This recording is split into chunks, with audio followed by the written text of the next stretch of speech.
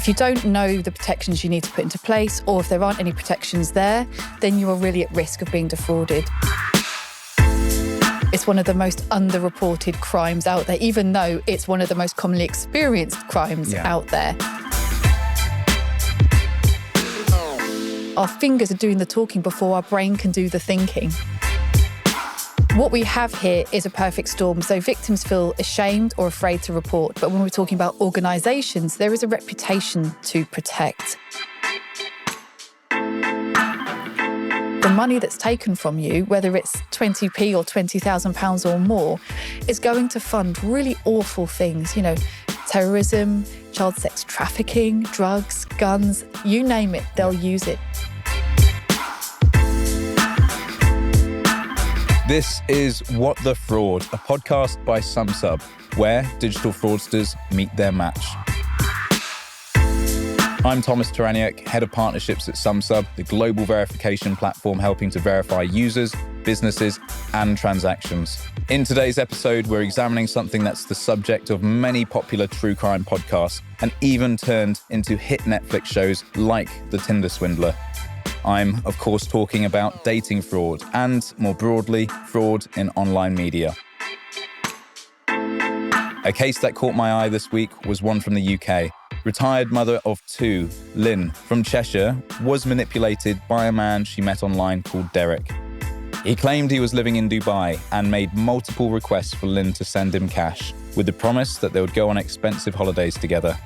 She ended up sending over £50,000 before she was visited by the police, who notified her that Derek was indeed completely made up. It probably won't surprise you to learn that online media is now the industry with the highest percentage of fraudulent activity. And how about this for a statistic? A quarter of people who lost money to fraud since 2021 claim that it started through interaction on social media. So, what can the individual do to protect themselves from these kinds of fraudsters? And what should online media companies be doing to protect their users from falling foul of criminals who will just do anything and target anyone for a quick buck? We'll be answering these questions and more in today's episode. My guest today is Dr. Elisabeth Carter. Elisabeth is a criminologist and forensic linguist who also lectures at Kingston University in the Department of Criminology, Politics and Sociology.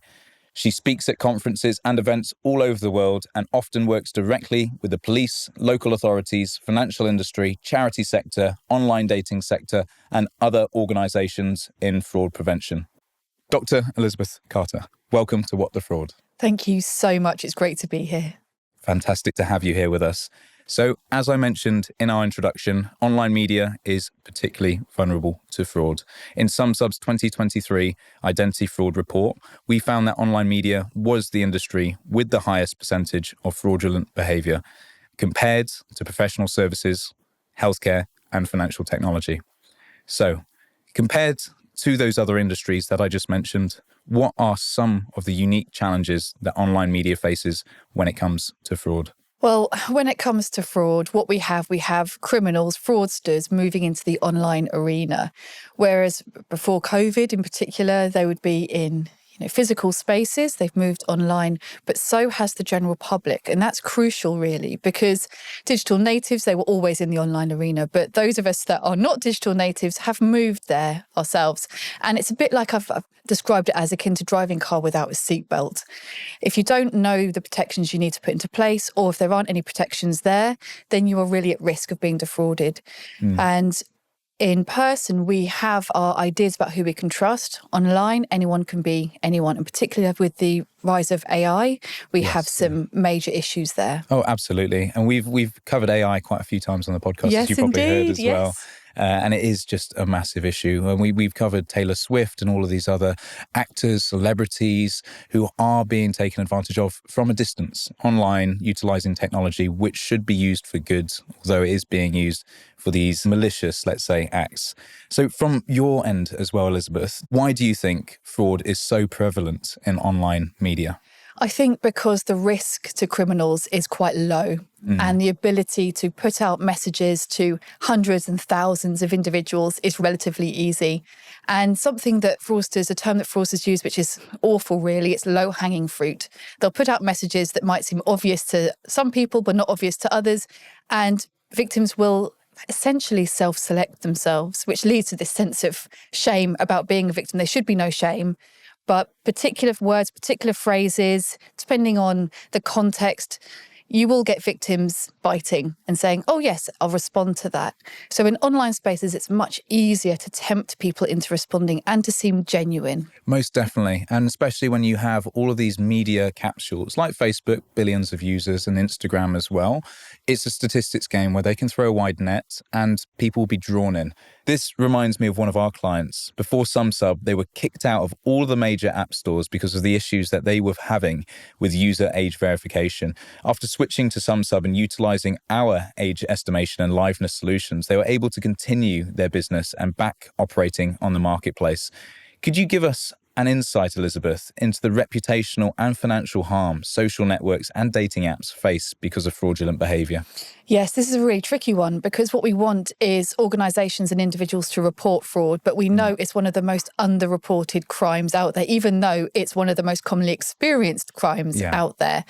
What we have here is a perfect storm. So victims feel ashamed or afraid to report. But when we're talking about organisations, there is a reputation to protect. And organisations are very reticent to report that they have had an insider fraud attempt or they have been subject to any kind of fraud because it looks like they can't look after their own house. Of course. However, what this does mean is that fraudsters do get away with it and they find a safe haven in defrauding companies that will not report it or will not invest a lot of money into trying to counteract it because they say we don't have any fraud, we don't need to do that. What we really need is an organisational but also societal change where trying to identify fraud is a good thing. Actually finding it is a good thing because it means that you're doing your job well. And also when an individual becomes a victim of fraud, if they then come clean and say, this has happened to me, it normalises it. It's not something to be ashamed of, to be brushed under the carpet. It's something to come forward and say, this has happened to me. Let's try and find ways to stop it happening to somebody else. Absolutely. And do you think from your point of view as well, that it should be community driven, as in the community should be reporting others involved? There's a lot here. I want to mention as well that with Facebook Marketplace in particular, I have seen that there is this community effort to try and slap down fraudsters. And it's amazing and it's great to see. But it shouldn't be driven by the consumer. It should be driven by the organisations themselves saying we can't allow this to happen. However, what I do see is it's a scam, it's a fraud, don't click. And I see that on social media sites often. So it has become more of a societal driven protection. It's seen as we are going to protect each other rather than you've been caught out. So I want to say that is a really good thing. So it's not all bad news. There are a lot of things that these organisations need to do in order to protect individuals. But social media is absolutely rife with fraud, with scams, because individuals will trust a group. They've joined a group, whatever it is, and they'll trust the people on it. It's a bit like someone on Messenger or on WhatsApp. You feel safe in that group. Everyone identifies as this particular type of person who likes caravanning or whatever, revealing my personal preferences here, But then you also get individuals who will get a message. I mean, I'm picking on Facebook here, but any social media site, you'll get a message saying, oh, hi, it's me. And you'll know it's them. You'll know it's them because their name's on there. And they'll ask you for a favour. Now, all of that credibility and legitimacy is already performed. It's not as if someone's calling you out the blue and you say, well, who are you? Where are you from? When somebody contacts you on social media, there's already that personal level of connection already made.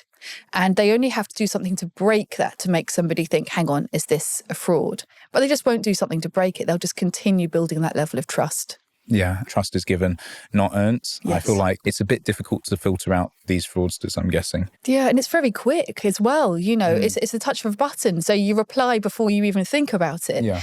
With things like two-factor authentication, you get the message through and you just hover over it and it's already populated it on your screen, which I find brilliant. It means I don't have to go into the Messenger app and then transfer it over. But it also means that our fingers are doing the talking before our brain can do the thinking.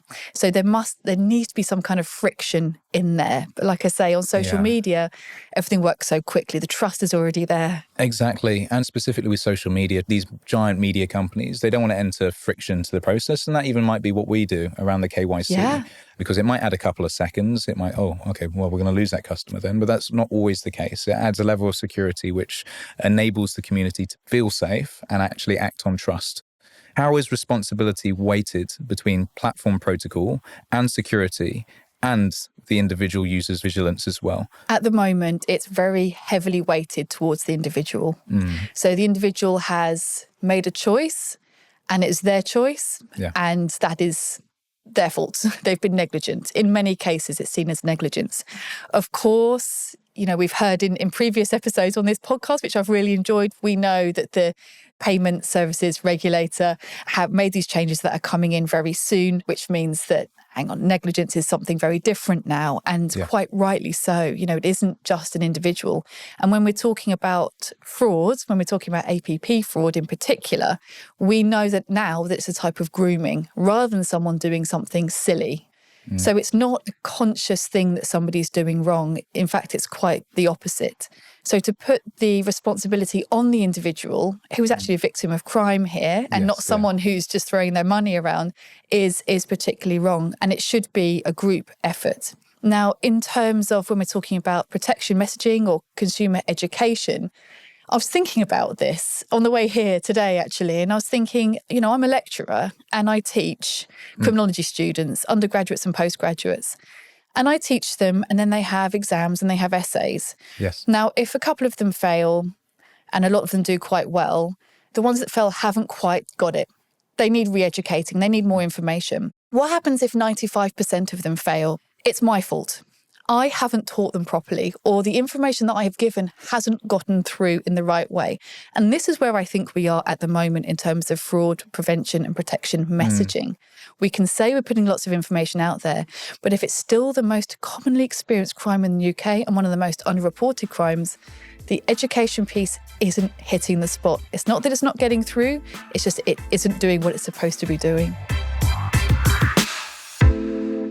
Online media companies are increasingly looking for a frictionless user experience, but this will often lead to greater vulnerability from fraudsters and criminals.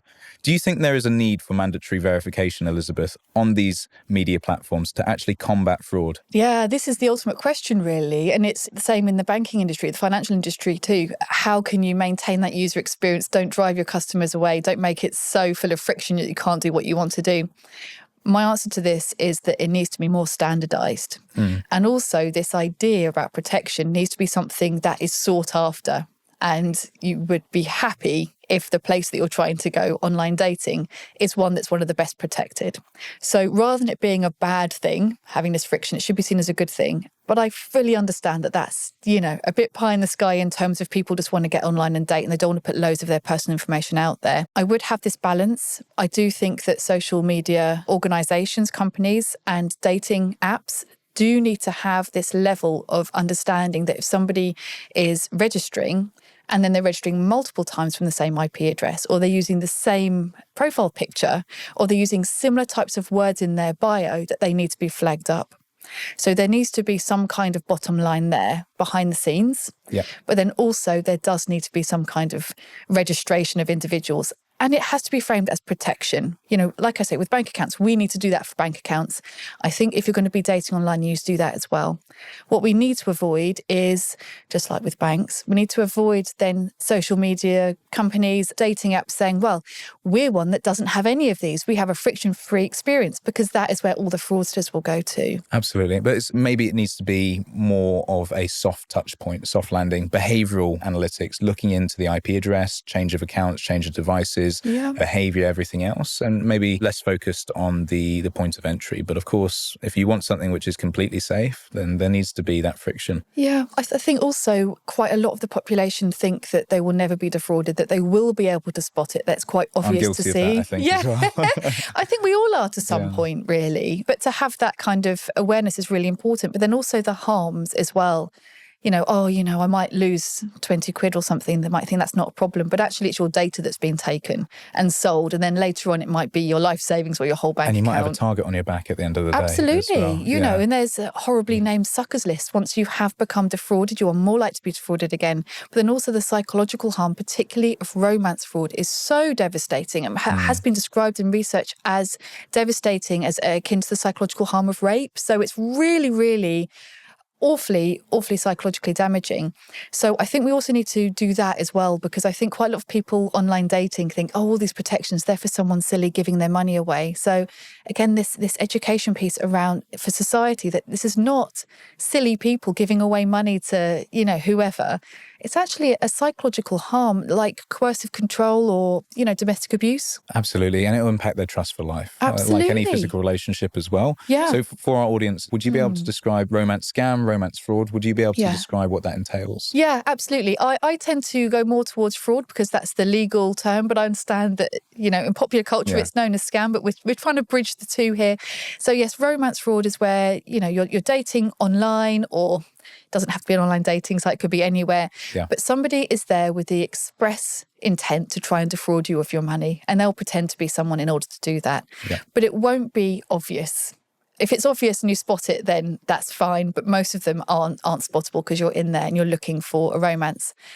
Romance fraud is particularly devastating because what these fraudsters do is that they use that context of the romance in order to get information from you. So you're dating somebody, they'll ask you about yourself and you'll be flattered and you will give that information, because if you don't, you can't really bond and you can't really build that relationship. Building a profile, but you always look for the best in people, right? Yes. As well, and I think that those sort of bad actors will take advantage of that. And it might be much easier to do that online than in person, where you can't really spot it and you think that they've got the best interest at heart, but and then in your mind, you build up a picture of them. It's a bit like reading a book and then seeing the movie. It could be completely different, the actors in your mind, like these characters. We're talking more about catfishing here than there is this massive crossover as well, because catfishing is one thing and there is not that fraud there. But with fraud, it does start like that. So you have this image of somebody in your mind, and because you yourself are trustworthy, you're looking for someone to love, you believe they are too. But quite often they will seem vulnerable themselves, not straight away, but they'll build in that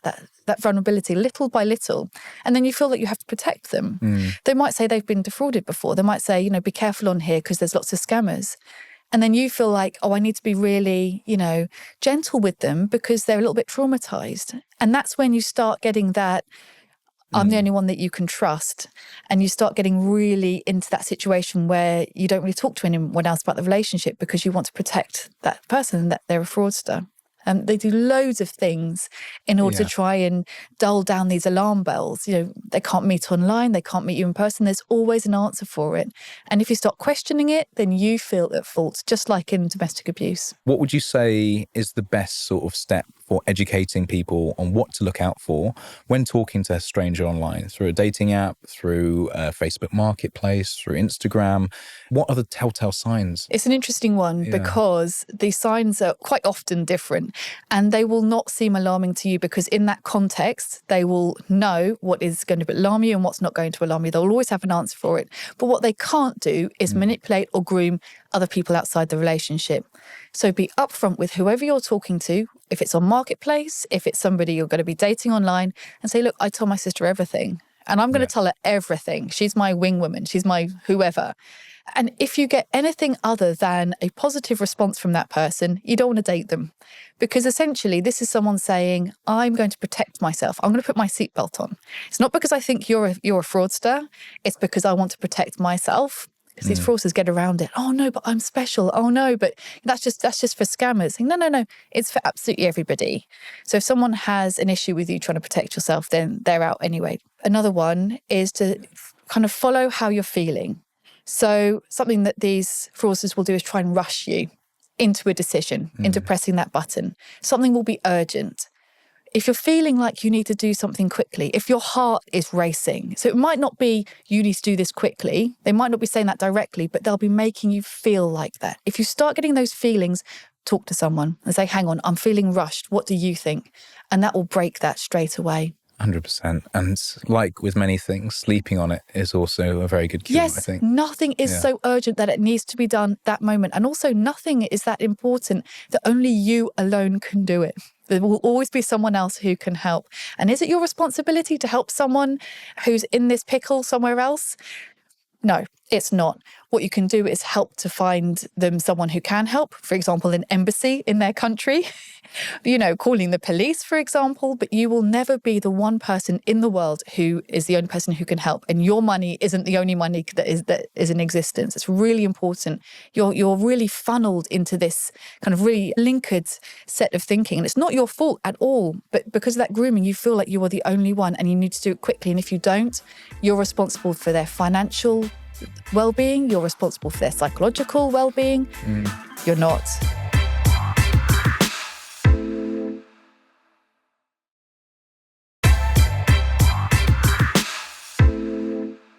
Welcome back to What the Fraud. Joining me today is criminologist and forensic linguist Dr. Elisabeth Carter. It's great to be here. Tinder has recently announced that they're expanding its ID verification options for users in the US, UK, Brazil, and Mexico. The updated option will add an extra step for users to confirm their authenticity of their profiles. The enhanced process requires a video selfie and a valid driver's license or passport, and will check to see whether the face in the video selfie matches both the photo from the ID and the person's profile photos. How effective do you think this will be in combating dating fraud? I think it's going to be really quite effective, but maybe not for the reason that you think that it will be catching out fraudsters, which it will do, but mainly because you're then changing that risk profile for these criminals. Now, speaking with my criminologist head on, it's all about risk and reward.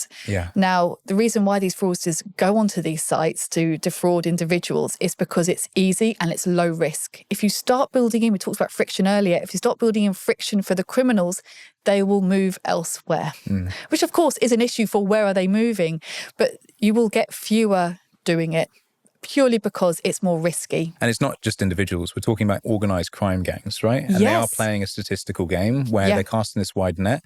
And even if they send out 1,000 messages, they're going to get a couple people who succumb to it or are vulnerable enough to actually be taken by their offer as well. It's all about the context. I mean, if you've just been bereaved, if you've lost your job, if you have health worries, if you are looking for love, if you've, just been divorced, all of these things are situational and contextual vulnerabilities. And we all have these, if you're in a rush and you're parking and you see a QR code on the parking meter, you'll zap it with your phone.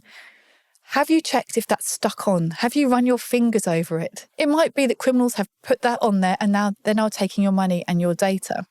So it's all about the context, and every single one of us are vulnerable, with that small v. And absolutely, yes, this is criminal gangs, serious organised criminal gangs here. And something that's really important to note is that the money that's taken from you, whether it's 20p or £20,000 or more, is going to fund really awful things, terrorism, child sex trafficking, drugs, guns, you name it, they'll use it. It's seen as a softer, easier way to launder money. So what we want really is for everyone to be really on guard. Looking to the future of online media, there have been enormous changes over the last decade or so, with major buyouts occurring, with Meta and Twitter, now rebranded as X, of course. And this is all brought into question the security of our online data and how it is used by these companies and how easy it is for criminals to access it. What future developments do you see in this sector in terms of combating fraud? For me, this is about information and education around data and protecting it. For organisations to do a better job and to recognise that this is really important information that these characters, these bad actors will be using, but also to build it in early. So when I'm talking about education in schools here, you have PSHE in schools. As part of that, understanding that data is as important as the key to your front door. These kind of conversations, these education pieces that will be inbuilt into our youngsters and they will grow up with that as part of themselves. We don't necessarily have that inbuilt. It's actually inbuilt with us to give away our data. You take something back to a shop and they ask you for your email address. and your postcode, absolutely. and you give People it. give them away willy-nilly, right? Yeah. And it's not seen as important, it's not seen as valuable, but my goodness, it is so valuable. So I think we need to get that information out there, but we need to build it into the national curriculum, that this is an important part of protecting yourself. They talk about protecting your bodies. You need to also protect your data as well, particularly when we're talking about online. Once it's out there, it can be out there forever. What are your 3 top tips for individuals to protect themselves against dating scams and fraud in social media? The first one for me is to make sure that you don't do it alone. If you're going to be online dating, have a wing person with you. Now, if you're dating, in the wild, so to speak, you wouldn't necessarily have somebody with you and tell them everything. But actually, online, you do need that. Criminologically speaking, we have something known as a capable guardian. And online, this is completely absent. You don't have somebody physically there with you, which is really great for a fraudster. But what you can do is build that capable guardian in, as in somebody who you will tell that you're dating. You're telling somebody that you're dating online, and you'll tell them what the other person's saying to you, and you'll keep them involved. This really harks to a basic criminological principle. It's the crime triangle. You need to have a motivated offender. So you have this fraudster who wants to take money from people. You also need to have the absence of a capable guardian. So someone who will step in there, essentially a police officer when you're trying to mug somebody. You're not going to do that crime. You're not going to commit that crime. You need to have a victim in order to defraud them as well. You need to have somebody there, and anybody online looking for love is a potential victim of this crime. You need to have somebody in that space. So being able to get rid of some of those aspects, you can't get rid of the motivated offender. You can increase the risk to them by stopping them getting into that space. But you can also educate that individual who's trying to date online. But most importantly, it's that capable guardian, that person who can spot it from the outside. And this is one of the reasons why individuals are so harsh against victims of crime, and society is so harsh against victims of fraud in particular. Well, why didn't you see it? You should have seen it. That's because we're on the outside. Be that person on the outside. Okay, so that's a tip for people dating, but also friends, family of people dating. Number 2, you need to make sure that you do meet that person. Now, there may be lots of reasons why they can't meet, but you do need to meet that person.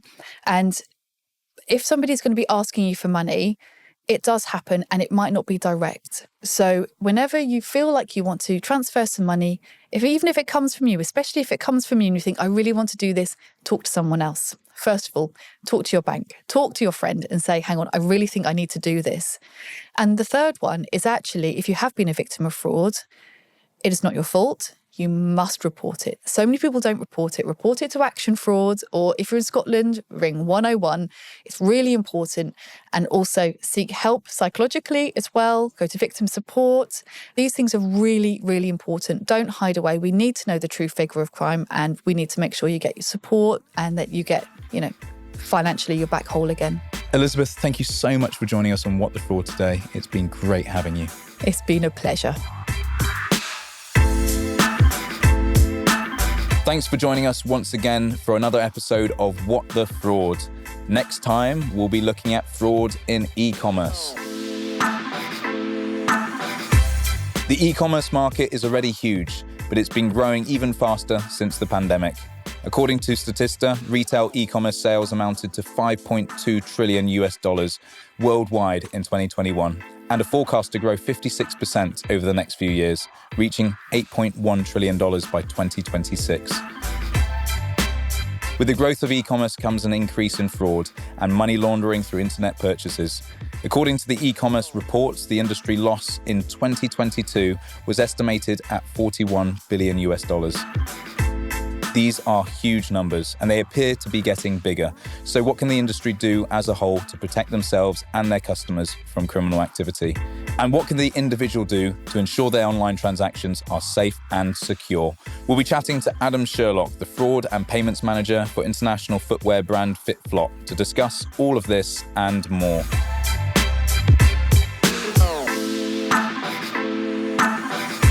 Thank you once again for joining us on What the Fraud. We're over halfway through Series 1, and there have already been so many revelations and interesting discussions. I can't wait to see what the rest of the season has in store for us. And as always, please like, comment, follow, and subscribe. Any feedback you give us is incredibly helpful and also makes it easier for other people to find us. And if you want to hear more about what we do at Sumsub and how your business can benefit from our verification services, definitely check out our website, sumsub.com, and subscribe to our socials. What the Fraud is a Listen production. The producer is Aidan Judd. The executive producer for Listen is Kellie Redmond. The executive producer for Sumsub is Mila Varavina. Stay safe and see you on the next one.